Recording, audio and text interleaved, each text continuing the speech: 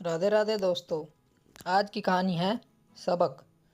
आज फिर खाने में दाल और चावल। सास प्रेमलता जी अपनी बहू हिमांशी पर भड़कते हुए बोली, हाँ माँ जी, आज सुबह से ही सर में बहुत तेज दर्द हो रहा है। काम करने का भी मन नहीं कर रहा है, तो सोचा सबके लिए दाल ही बना देती हूँ। हिमांशी ने धीरे से अपनी सास से कहा, हाँ मुझे सब पता है, तेरे नाटक, यह सब तेरे काम से बचने के तरीके हैं। प्रेमलता जी गुस्सा होते हुए बहू से कहा। हिमांशी को अब सास के गुस्से की थोड़ी आदत हो गई थी, इसलिए वो कोई जवाब नहीं देती थी। उसे बिना बात के बहस करना बिल्कुल भी पसंद नहीं था। हिमांशी और अनिकेत की शादी को 2 साल हो चुके थे। परिवार में सिर्फ 4 ही लोग थे, अनिकेत, उसकी माँ, पत्नी और एक बेटी चारू। अनिकेत के पिता का उसके बचपन में एक एक्सीडेंट में निधन हो चुका था। प्रेमलता जी ने बड़ी मुश्किल से नौकरी करके अपने बेटे अनिकेत को पढ़ाया लिखाया और बड़ा आदमी बनाया। अनिकेत अपनी माँ के ताने मारने की आदत से अच्छे से वाकिफ़ था, इसीलिए वह हमेशा हिमांशी को चुप रहने के लिए कहता था।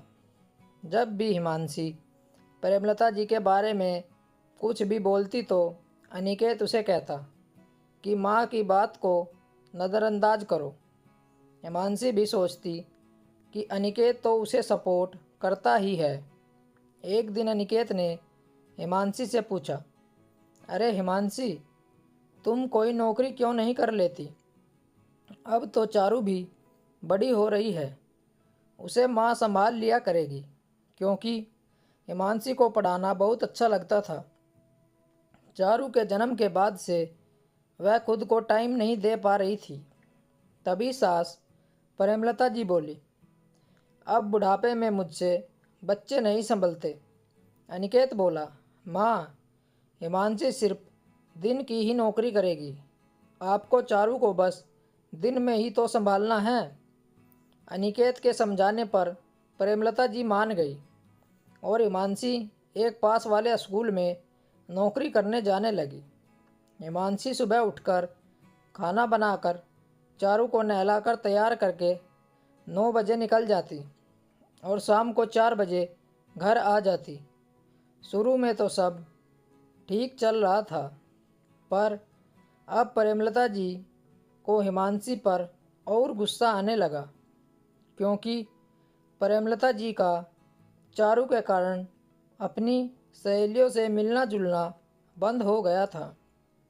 नहीं तो पहले दोपहर में सहेलियों के साथ खूब गप्पे लड़ाती थी। अब तो हिमांशी को हर बात में ताने सुनने पड़ते थे। साथ ही घर आकर खाना बनाना, चारू को देखना और स्कूल का सारा काम चेक करना, इन सब कामों में हिमांशी बहुत थक जाती थी। एक दिन स्कूल में ज़्यादा काम होने के कारण हिमांशी को घर आने में थोड़ी देर हो गई। जैसे ही हिमांशी घर पहुंची तो यह देखकर हैरान रह गई। प्रेमलता जी फ़ोन पर अपनी सहेलियों से बात कर रही थी और चारू बहुत ज़ोर ज़ोर से रो रही थी। माँ जी, चारू क्यों रो रही है? हिमांशी ने गुस्से में अपनी सास से पूछा। तुम तो 4 बजे आ जाती हो, आज देर क्यों हो गई? प्रेमलता जी ने कहा, मेरी बच्चा संभालने की ड्यूटी 9 से 4 बजे की है, उसके बाद मेरा अपना भी टाइम होता है। सास ने हिमांशी को तुरंत उत्तर दिया। आज तो हिमांशी को बहुत गुस्सा आ रहा था।